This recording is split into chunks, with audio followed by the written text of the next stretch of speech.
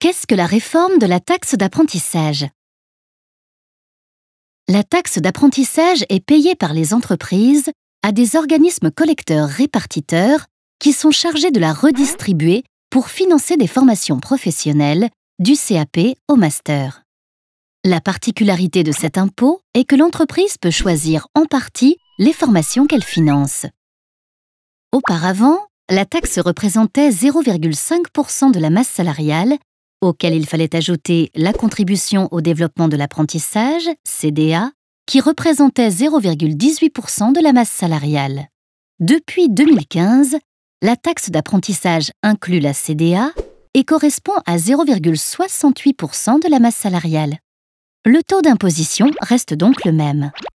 Les sommes sont réparties de la manière suivante.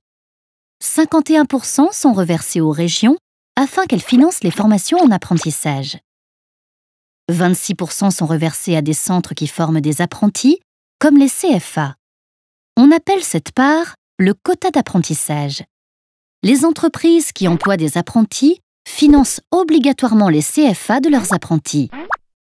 Ce financement est calculé en fonction du coût de la formation. Si le montant du quota d'apprentissage est trop faible pour couvrir les coûts de tous les CFA concernés, la somme est partagée équitablement entre chaque CFA. 23% sont distribués à des services d'orientation professionnelle et à des établissements de formation qui forment à temps plein, comme des écoles de commerce ou des lycées. On parle de hors quota. Sur ce hors quota, 65% doivent concerner des formations du CAP au BTS et 35% les formations à partir du niveau Bac+3 et au-delà.